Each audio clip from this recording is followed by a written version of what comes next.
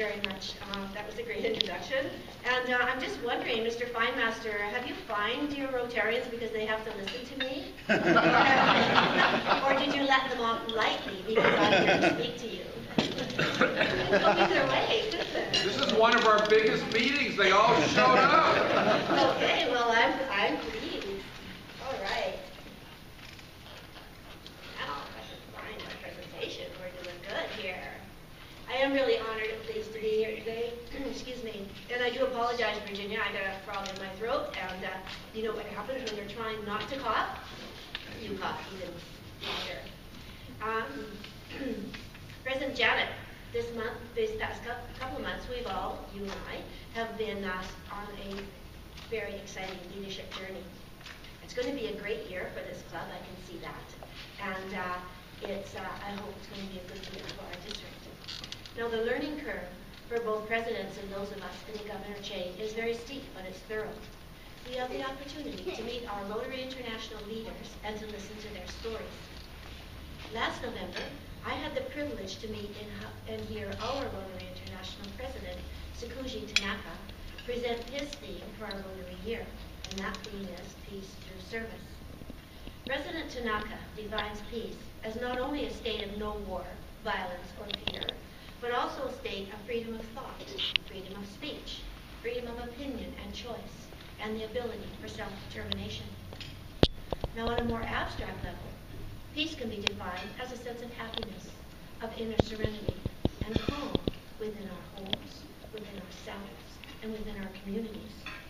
President Tanaka reminds us that we have to achieve peace in our family first, because peaceful families leads to a greater peace for everyone. Now, when we think of it, peace through service is a natural fit for the work that we do. Think about how we feel when we work together to make our communities a little safer, a little better, and a little happier. The Rotary model of service above self affords us the opportunity to experience that inner peace, the serenity and calm, as stated by President Tanaka. Peace through service can lead to a more peaceful world, one Rotarian at a time. Now, you may be looking up at me and thinking, you know, who is this Rotarian that's standing before me? And why is she here? Well, first off, you can see that I'm breaking tradition, as I am the second female district governor in the history of District 5020. So that's one tradition that we've broken. And the second is, I do not have a hat story for you. Many of my predecessors have had hat stories to entertain you. I don't have one, but I do have a story. My background is very traditional. My husband and I went to school together from the time we were 14 and 15. He was a football player, and I was a cheerleader. Doesn't get much more stereotypical than that. Back in the 60s, that was the thing, right? We married in 1965, and we had our children while he was a university student. Now, we were living in Vancouver at the time, and he was going to Simon Fraser University, and he graduated in December of 1969. There was no work for social workers in Vancouver, so in January of 1970, we piled our two little children, our cat, and all our worldly belongings into a Morris Minor, and we drove to northern Alberta. We moved from mild winters of gentle rain to Alberta in the middle of winter. Mild winters to minus 40 below, 6 to 8 months of the year. Now, we had many adventures. We had lots of laughs, and believe me, there were a few tears. There's a saying, that which doesn't kill you only makes you stronger. My goodness, it's very true. Now, my husband always used the argument, it's better for the kids to raise them in the country, and I could never argue with him. So he promised me that when our youngest graduated from high school, we could move back to the coast. Now, I don't leave a lot to chance. Virginia, you may know that. So at about when our youngest was in grade 10, I started to watch the real estate market. And my goodness, it was a good slump on Vancouver Island. So I flew out there and I bought this lovely little acreage and then flew back to northern Alberta and waited out my last 2 years. True to his word. When she graduated, we moved to Vancouver Island.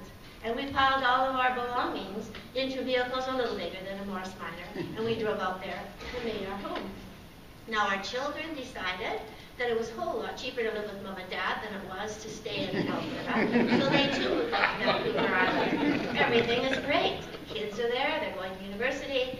I have the home that I'm looking for, and I'm starting to look around for a career. And I wanted something non-traditional. And it just happened at that time, in 1986, the Correctional Services of Canada was looking to boost their ratio of female staff working in male prisons.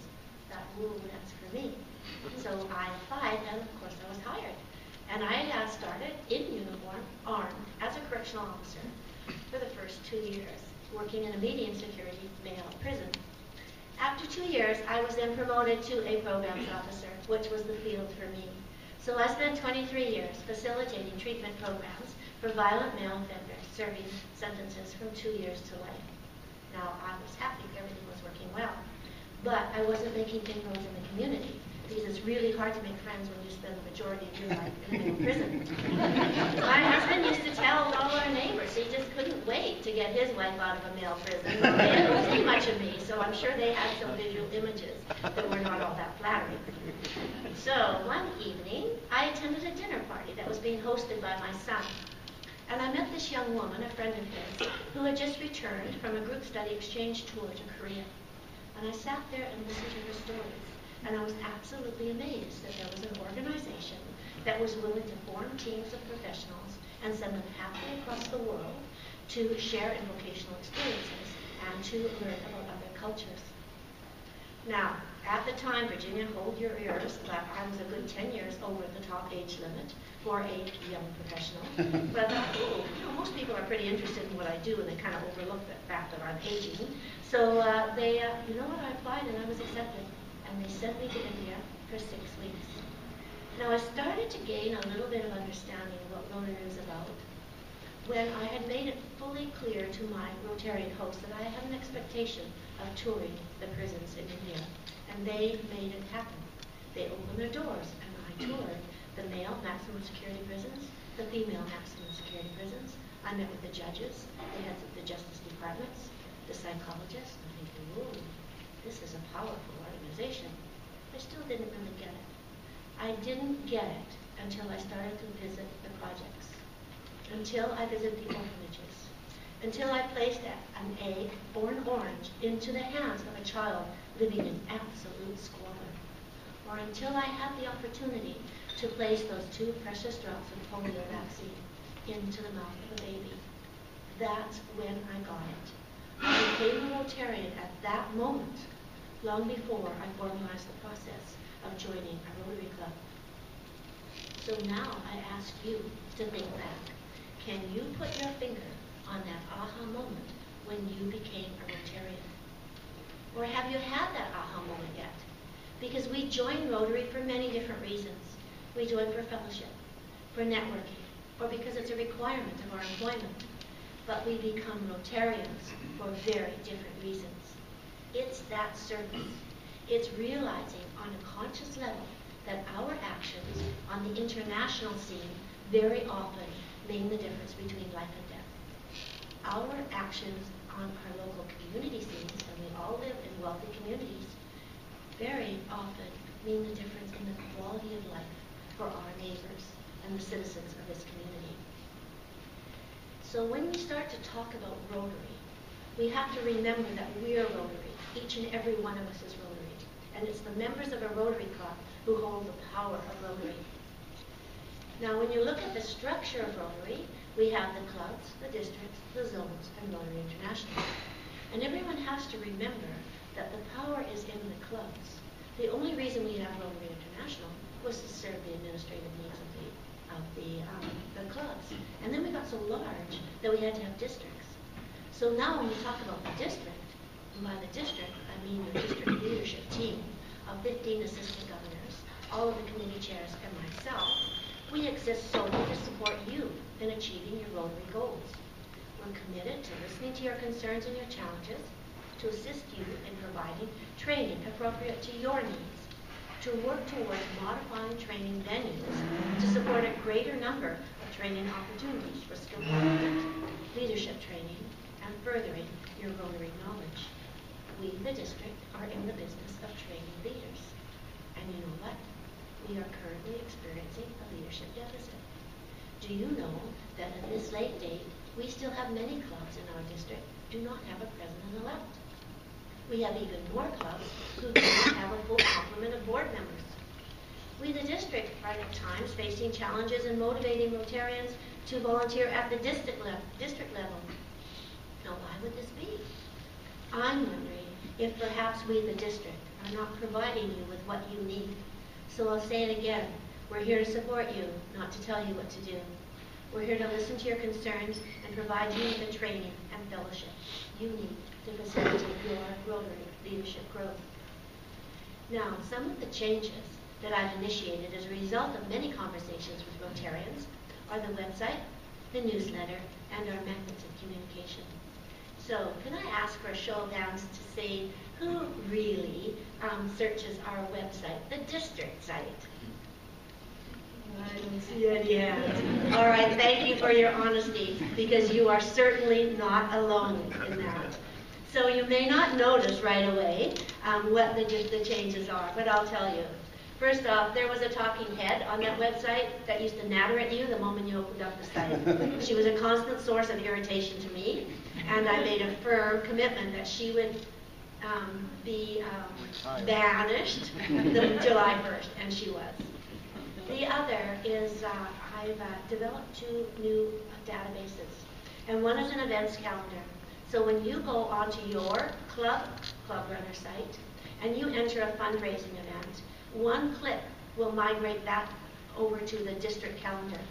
So then everyone in the district can see when you are scheduling your fundraising events. And the rationale behind that is we want clubs to work together, not in competition with one another for fundraising events. So that database is working very well. There's another database that's been constructed, and it's to list all of your projects. Now, we've had many glitches with that one, but we're still working on resolving those glitches. The clubs are encouraged to list their international and community projects, so that if you're looking for a partner, an international partner, you will list that, and other clubs will know, and they can contact you, or you can contact them. And as far as community projects, clubs can learn from your expertise if they want to develop a project similar to what you're doing. So again, it's fostering collaboration between and amongst clubs. The newsletter is now no longer a separate document. It's incorporated into the website. The rationale behind that is that most of us are far too busy to read lengthy essays. So what I'm doing this year is I'm writing a message, and it's being posted on the website. The one paragraph is posted on the website. If you choose to read more, you can click on a link that says read more and get the rest of the message, but you don't have to. And then the remaining focus of the district site is on what you are doing. So I wholeheartedly encourage you to send pictures and a 250-word description of the picture of your projects or celebrations, and we'll have them posted on the site. Because, again, the focus is on what the clubs in the district is doing. Now, we're starting to use social media to get the messages out to our presidents-elects, and clubs. So I have a Twitter account now, at DG5020. And that is the start of a database that will be passed on to all of my predecessors. And we now have followers from all over the world, Rotary clubs and Rotaractors. So I encourage you, I know you will be having a Twitter account. It only takes one person in this club to keep that going. You have a Facebook account. You're leagues ahead of many of the clubs. I thank you for that. And of course, we use the Club Runner site. So that's how messages will be transmitted, as well as email. And occasionally for the person that is having a difficult time with social media, we'll pick up the phone as well. So we're going to use all of the methods of communication. All of the committee chairs have been asked to be proactive, to extend their hand to you in assistance. So if you have any needs with membership, with public relations, or with new generations, we have chairs ready and willing to help you. And they'll come out to your clubs. They have their own budgets, so it won't be a cost to your club. And they can give you a hand. And all of their numbers are listed in the directory that I've given to Janet. Now, Rotary International General Secretary John Hugo tells us that we have to start thinking of Rotary as a business, using a business model. Think about it. We're service providers. The club is the service provider, and the community is your customer. If you're providing a good service to your community, then The living conditions and the quality of life in your community has been improved. Also, you've increased the awareness of Rotary in your community, and thereby increasing the interest level of professionals in your community who would like to become a member of your Rotary Club. It's win-win. And the same goes for the district. Only the district is a service provider, and you are our customers. If we are providing you with good service, it shall no longer be the case where the person that misses a meeting is the next president-elect. We know that that happens too many times. So, if we are helping you in motivating and developing your leaders, then we as a district also win, because we also will not have difficulty motivating your leaders to serve at the district level. And when we talk about service, oh my goodness, there's so many opportunities for service, both in our local and international communities. We have homeless and low-income families, needy school districts, and the lack of safe play areas for our children. On an international level, right now, we have National Immunization Days organizers who are looking to form teams to vaccinate children against polio in Africa and in South America. If any of you have had the opportunity to participate, you'll be able to tell the others what type of an experience that is. These volunteer tours are self-funded. It costs about the same as a week in Mexico or a week in Hawaii, but you will come back feeling so much more gratified than laying on the beach. So I certainly do encourage you to take advantage of those opportunities. Now, we don't have group study exchange any longer. We have what is called vocational training teams now. The vocational training teams are formed at the club level. So if you have a significant international project and you want to add a sustainability package to that project, you can then form a vocational training team, 3 of which have to be non-Rotarians. The remaining can be Rotarians. You put the team together, and then you apply for a global grant. And that global grant funds your project as well as all expenses for your vocational training team. And it's all at the club level, because the district is no longer in the business of identifying district projects. All grant applications will now come from the clubs, because remember, you're the power in Rotary. You're the ones that make things happen. When we start thinking about why we're Rotarians, we know that it's fellowship, fun, and the opportunity to give back to our communities, both local and international. And of course, sometimes we forget to talk about the personal benefits, the development and honing of our own leadership and public speaking skills. Now, the benefit of being a leader in Rotary are the same, but they're magnified 1,000 times, because we have the opportunity to set the course for our clubs and our district. We have the privilege of helping Rotarians to help their clubs and their communities. Now, before I leave, I just want to remind you of a couple of dates. I put our back card on your table for one, but the first date is March 23rd, 24th, and it's the District Leadership Training Assembly. It will be held in Victoria at the Grand Pacific Hotel, and the focus is on training for new Rotarians, for seasoned Rotarians, incoming board members, outgoing board members. You are all welcome. There is something for everyone at the District Leadership Training Assembly.